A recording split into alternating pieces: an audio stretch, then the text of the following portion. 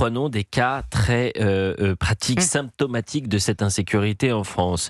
Vous avez entendu parler, j'imagine, de cette magistrate enlevée avec sa mère, séquestrée pendant 30 heures en Isère. Les deux femmes ont été retrouvées hier matin à Bourg-les-Valences dans la Drôme. C'est à plus de 100 km de leur lieu d'enlèvement. Elles étaient ligotées, bâillonnées, légèrement blessées. Alors j'ai du mal avec ce terme, légèrement blessées. Pardonnez-moi, quand vous avez été séquestré pendant 30 heures, peut-être que vous n'avez pas de stigmate physique, mais l'aspect légèrement blessé, pardonnez-moi d'ailleurs de l'avoir dit, je n'aurais pas dû le dire. Les motivations de leur enlèvement sont liées à la profession du compagnon de la magistrate, un entrepreneur en crypto-monnaie. Écoutons William Mollenet qui va tout nous expliquer du service police-justice d'Europe 1.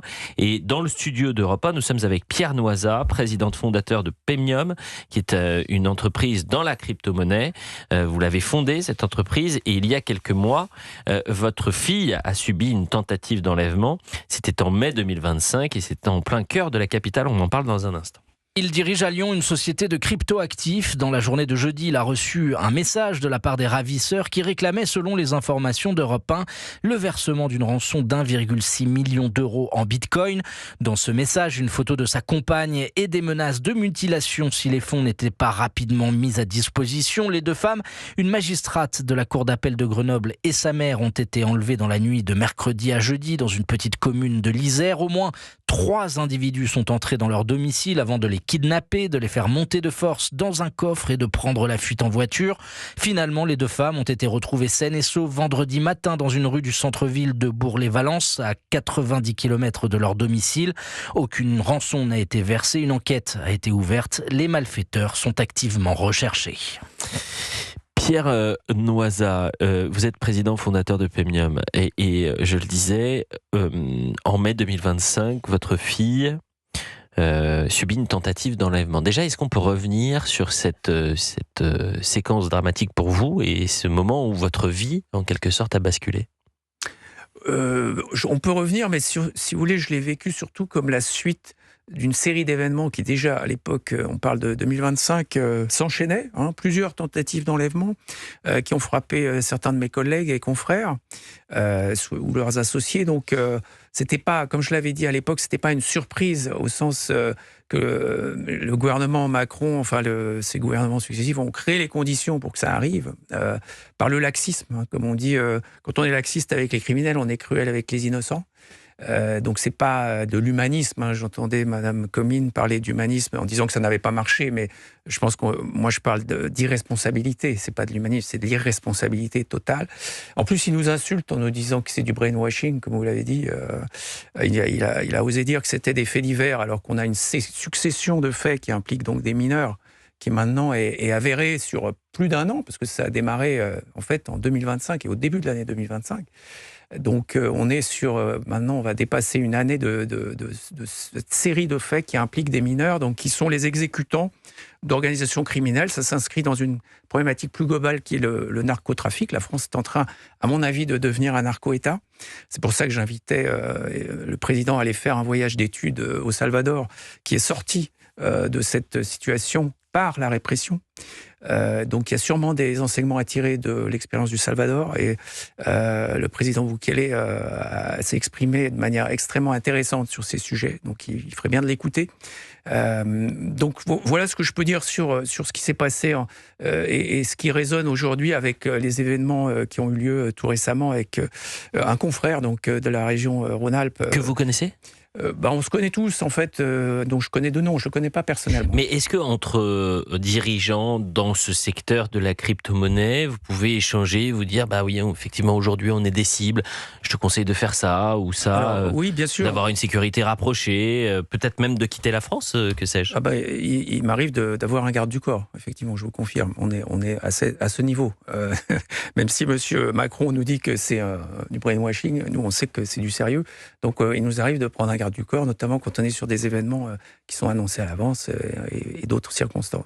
Donc oui, c'est une réalité, on doit le prendre en compte, c'est des coûts, toute cette énergie, ce temps qu'on consacre à se protéger physiquement, c'est quelque chose qu'on ne consacre pas à l'innovation et à l'emploi, qui est notre vocation d'entrepreneur. Donc c'est extrêmement grave en conséquence. Je connais beaucoup de jeunes entrepreneurs qui ont qui n'ont pas de famille, enfin moi, qui n'ont pas encore d'enfants, qui sont jeunes, qui sont expatriés. On perd aussi beaucoup d'entrepreneurs, et pas seulement dans la crypto-monnaie, je tiens à le dire. Les gens partent à cause de l'insécurité. Donc ça devient vraiment problématique. C'est pas les riches qui partent, hein, c'est pas que les riches, c'est les futurs riches. C'est-à-dire que c'est les gens qui créent la richesse, en fait, pour moi, hein, qui partent. Donc c'est extrêmement grave. Par contre, on accueille toutes sortes de gens. Donc aujourd'hui, on ne sait même pas leur passé. Est-ce qu'ils sortent de prison? Est-ce qu'ils sortent d'un asile psychiatrique? Et en tout cas, on a plein de jeunes issus de l'immigration, parce que on va pas se mentir, c'est sur les affaires, en tout cas que je connais, c'est 90%, voire 100% des mises en cause, des prévenus. Ces gens-là, donc, ils viennent avec une autre culture, et le côté éducatif, si vous voulez, clairement a échoué quand on arrive à 16-17 ans. L'éducation, elle est faite. Là, on n'est plus sur des enfants, on est sur des jeunes adultes, et qui doivent être dissuadés. Pierre Noizat, je veux revenir dissuadés par la prison. À cette tentative d'enlèvement dont a été victime votre fille.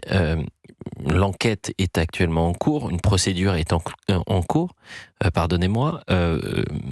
Combien de suspects ont été interpellés? Sont-ils derrière les barreaux? Est-ce qu'on connaît un peu le profil de ces gens? Je ne peux pas partager trop de secrets dans l'instruction. Il y a plusieurs dizaines de personnes qui ont été interpellées, et la police fait un travail remarquable. J'en profite pour le dire, il y a vraiment des gens remarquables dans les forces de police en France. Ils sont très efficaces. Le problème commence avec la justice, puisque la justice, déjà pour commencer, n'a pas de place de prison pour accueillir les criminels. Donc on est sur une problématique d'hébergement. Donc le résultat, c'est que les jeunes, donc un des jeunes en particulier dans mon affaire, qui est mineur au moment des faits, donc a été libéré par une juge, trois juges, et l'a placé donc dans un milieu ouvert, éducatif. On est dans l'éducation. C'est un mensonge. On n'éduque pas ces gens. En fait, il n'y a pas les moyens pour les éduquer. Évidemment, on ne peut pas éduquer les gens comme ça aussi facilement, juste en les mettant dans un centre, parce que ça s'appelle éducatif. C'est juste de l'hébergement, et évidemment qu'ils ne sont pas. Les contraintes ne sont pas contrôlées efficacement. On l'a vu avec l'affaire Elias. C'était des gens qui étaient censés pas se concerter.